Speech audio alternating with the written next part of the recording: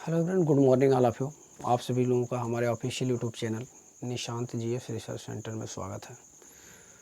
हम लोग अनुक्रम तथा श्रेणी को कवर कर रहे हैं और इसमें हमारा फर्स्ट लेक्चर है। तो आइए हम लोग कुछ बेसिक चीज़ों को समझते हैं कि इसमें किन किन चीज़ों को समझना बहुत ही आवश्यक होता है। तो जैसे मैं यहाँ एग्जाम्पल के तौर पर लिख रहा हूँ 2, 4, 6, 8, 10 dot dot dot n term तक है। तो ये अपने आप में क्या है, ये एक अनुक्रम कहा जाएगा। और इसमें आप अंतर कितने का देख रहे हैं, दो का अंतर देख रहे हैं प्रत्येक पदों के बीच में। तो अगर इस प्रकार से पद लिखे गए हैं एक विशेष क्रम में तो उसे आप क्या बोलेंगे, अनुक्रम बोलेंगे, सीक्वेंस बोलेंगे। लेकिन अगर इसी को मैं ऐसे यहाँ पे प्लस साइन लगा दूँ इनके मध्य में, तो यही किस में कन्वर्ट हो जाता है, श्रेणी में कन्वर्ट हो जाता है। अब इसे हम लोग क्या कहेंगे, सीरीज कहेंगे, सीक्वेंस नहीं कहेंगे। अब ये श्रेणी बन गया है। तो देखिए क्या होता है, इसमें जो प्रथम पद माना जाता है उसे एक बोलते हैं और ये मतलब यहाँ पे क्या है, 2 है। यह जो 2 है ये प्रथम पद है और प्रथम पद को क्या कहते हैं, ए कहते हैं। और इसमें सार्वयांतर होता है डी को कहा जाता है सार्वअंतर। और सार्वअंतर होता है दूसरे पद में से पहले पद को घटा लीजिए। तो दूसरे में से जब पहले को घटाएंगे तो 4 - 2 कितना आएगा, 2 आएगा। तो ये सार्वअंतर होता है, कॉमन डिफरेंस। ठीक है। तो अगर समांतर श्रेणी के मैं पदों को लिखने का प्रयास करूं तो कैसे होगा। समांतर श्रेणी का मतलब होता है पदों का जो अंतर हो वह समान हो। अगर कोई आपको श्रेणी दी गई है और उसमें पदों का अंतर क्या हो, समान हो। जैसे ये श्रेणी आपको दी गई है, इसमें पदों का अंतर क्या है, समान है। तो ये अपने आप में क्या है, समांतर श्रेणी है। तो समांतर श्रेणी, अब मान लीजिए मैंने ये लिखा 2 + 4 + 6 + 8 + 10 + 12 + 14 प्लस डॉट डॉट डॉट कहाँ तक हो सकता है, n टर्म तक मान लीजिए हो गया। तो यहाँ पे ये T1 का काम कर रहा है, ये T2 का काम कर रहा है, ये T3 T4 ऐसे ये लास्ट में क्या है, T1 है। तो जो एक्चुअल में जो समांतर श्रेणी होती है वह एक विशेष टर्म को जोड़ करके प्राप्त की जाती है।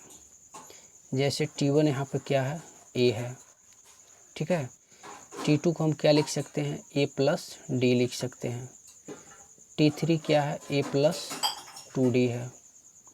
T4 को क्या लिख सकते हैं, A + 3D लिख सकते हैं। और T5 को क्या लिख सकते हैं, A + 4D। ठीक है।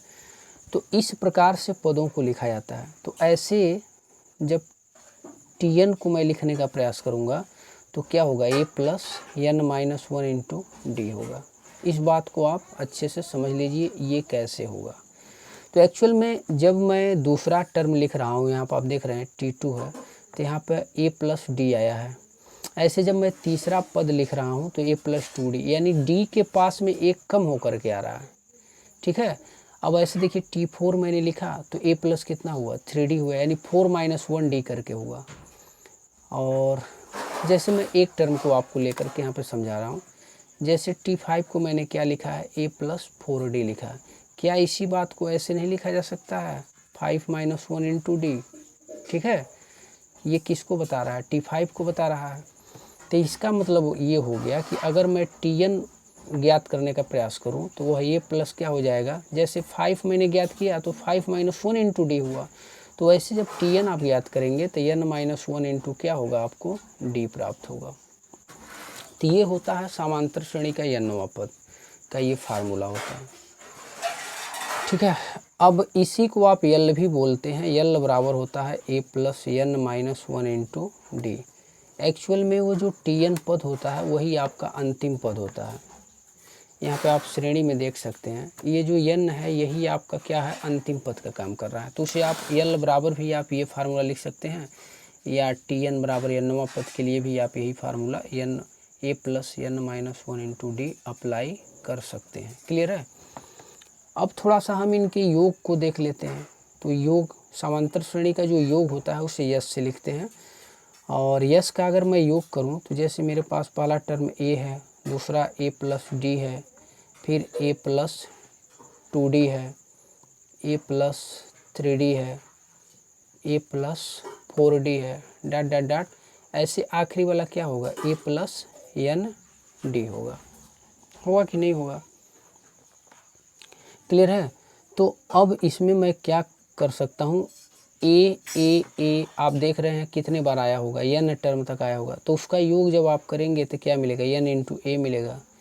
अब डी मैं कामन कर रहा हूँ, तो डी कामन जब करूँगा तो यहाँ से 1 बचेगा, यहाँ से देखिए 2 बचेगा और 3 बचेगा, डॉट डॉट डॉट, और आखिरी वाला यहाँ क्या हो जाएगा, सॉरी यहाँ पे n माइनस 1 इंटू डी लिखना चाहिए, n माइनस 1 इंटू डी, ये है आखिरी टर्म, टी एन टर्म है ये, ठीक है, n माइनस 1 इंटू डी। तो आखिरी टर्म क्या बचेगा, 1 माइनस 1 इंटू डी, और डी को मैंने क्या कर दिया, कामन कर दिया।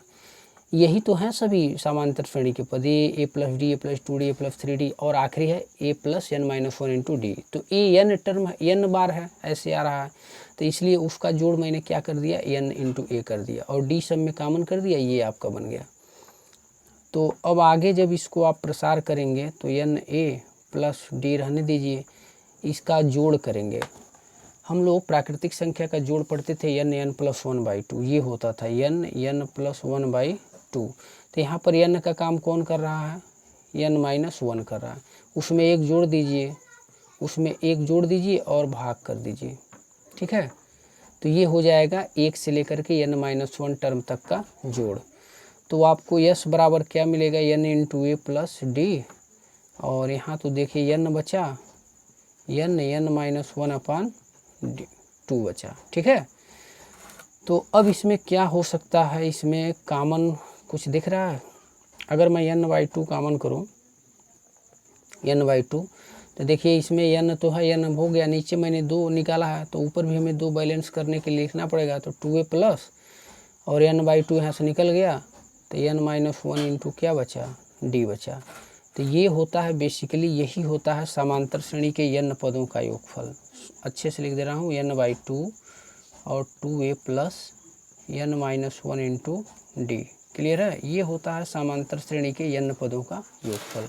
इसको और भी तरीके से लिखा जा सकता है, n बराबर n/2, और a को आप लिख सकते हैं a प्लस ए, आइए बाकी ऐसे लिख दीजिए n माइनस 1 इंटू डी। तो देखिए क्या मिलने वाला है, n/2 और a प्लस, इस पूरे चीज़ को आप l लिख सकते हैं। तो देखिए एक और फार्मूला यहाँ पे मैंने बना दिया, यस बराबर n/2 a प्लस एल। तो इसमें जो है समांतर श्रेणी का यदि पहला पद और आखिरी पद दिया हो तो हम लोग इसे निकालते हैं, और इससे भी आप निकाल सकते हैं समांतर श्रेणी के n पदों का योगफल, और समांतर श्रेणी का nवां पद आप किससे ज्ञात करेंगे, इस वाले फार्मूले से ज्ञात करेंगे। एक चीज़ और जान लीजिए, समांतर श्रेणी का अगर मध्य पद हमें निकालना हो, जैसे मान लीजिए समांतर श्रेणी के 2 पद हैं और इसके बीच में एक मध्य पद है, तो हमें अगर ये ज्ञात करना है इन दोनों समांतर श्रेणी के बीच का मध्य पद, तो इसे लिखा जा सकता है a माइनस ए बराबर b माइनस ए। हमेशा दूसरे में से पहले का जो अंतर होता है इसमें से उसके अंतर के बराबर होगा, ठीक है। तो a इधर आएगा तो 2a बनाएगा, और ये स्मॉल a उधर जाएगा तो a प्लस बी हो जाएगा।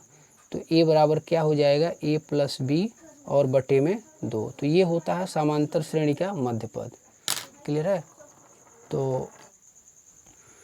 तो समांतर श्रेणी का मध्य पद ऐसे निकाल सकते हैं, a बराबर a प्लस b/2। यदि 2 पद आपको पता है, उसका मध्य पद मिडिल टर्म चाहिए आपको, तो दोनों का योग करके 2 से भाग कर दीजिए। तो छोटा सा मैंने आपको अभी रिव्यू दिया और श्रेणी और समांतर श्रेणी को लेकर के। आई होप आपको ये वीडियो समझ में आया होगा। अगर आपको अच्छा लगा हो तो प्लीज़ इसको लाइक कीजिए और चैनल को सब्सक्राइब कीजिए। जय हिंद।